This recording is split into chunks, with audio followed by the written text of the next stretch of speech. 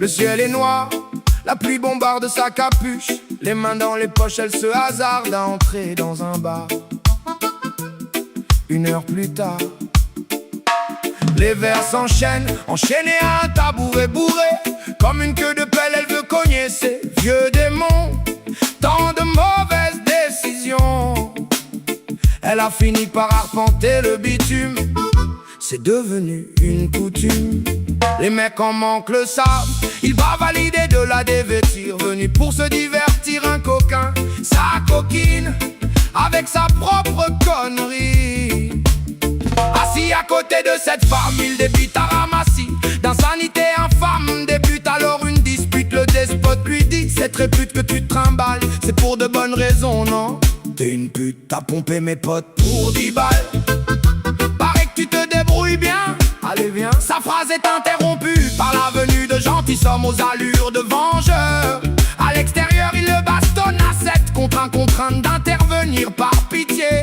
La malmenée écarte les intervenants, s'exclamant: restez calme, lâchez-le, ce n'est qu'un lâche, laissez-le. Surprise par les cris, la troupe se tourne vers l'incomprise qui a déjà tourné les talons. Elle se tire tel un étalon lancé au galop. Un des galopins, interloqué par son indulgence, se lance à sa poursuite. Ensuite il interpelle: hey mademoiselle, ça vous embête qu'on tape ce type? Oui, il a dit vrai, j'ai dérivé. Il m'est arrivé de me vendre. J'en ai mal au ventre, je dois me délivrer des rivets qui me maintiennent aux idées malsaines. Remu par cet aveu, c'est à 2 doigts de pleurer que le gars lui répond: rêvons ensemble, oublie tes sangles, marchons au présent. Je suis là à présent. Ils déambulèrent durant des heures en se découvrant. Dans leur bulle l'air était pur. Ils vivaient purement et simplement connectés, pleinement et sincèrement ouverts, couverts par une force érigée telle de l'écorce. Un mois s'est écoulé depuis cette soirée. Le ciel est bleu, le soleil caresse sa casquette. Il est enfin exaucé son vœu après tant de tempêtes.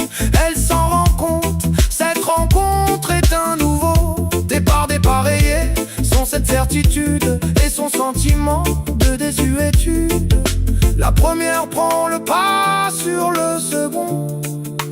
Plus besoin de prière, l'espoir est là, c'est bon.